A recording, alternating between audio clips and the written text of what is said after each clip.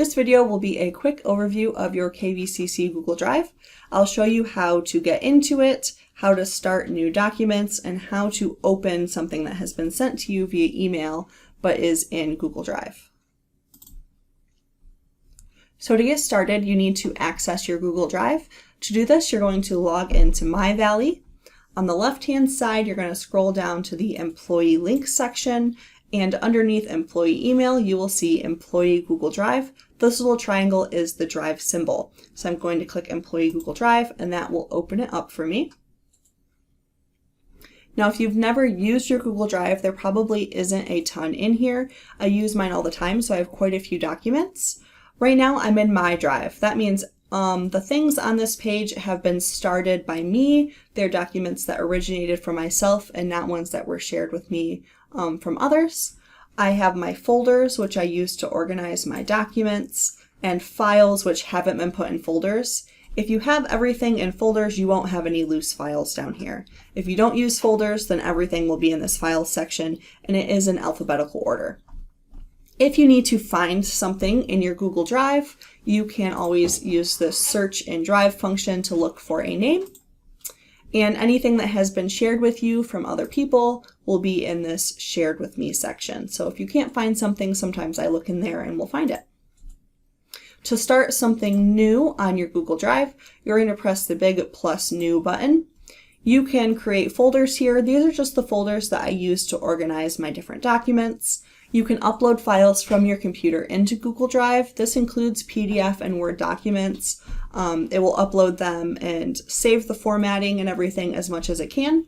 You can even upload entire folders of documents if you want, which is nice because then you can share those with other people and work on them together.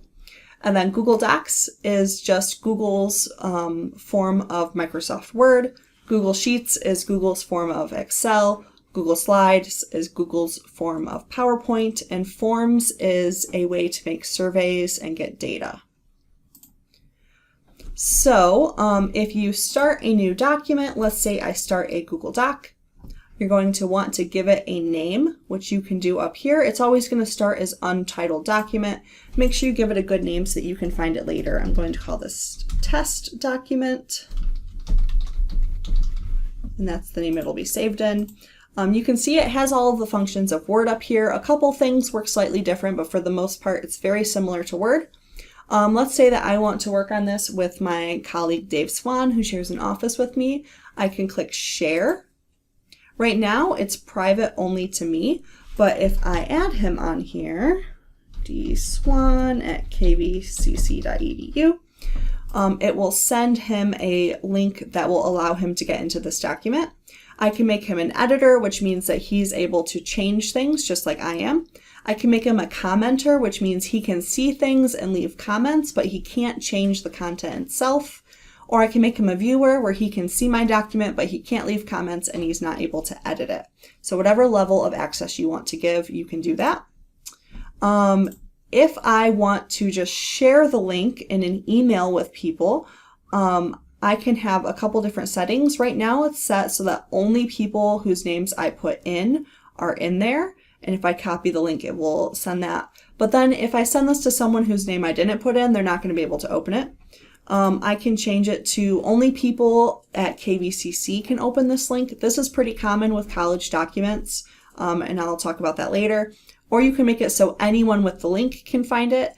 Even if you do anyone with the link, that doesn't mean somebody can search for your document in Google and find it. It's still in your account. It's not a public thing.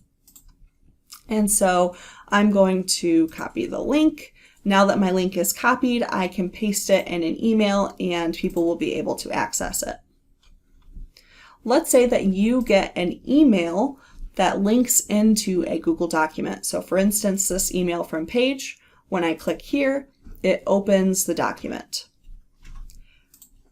There we go. I can see it and I don't have editing access, but I can still look at it and read through it. There may be times when you click on the link and instead of opening into the document, you get a page that looks like this where it says you need access.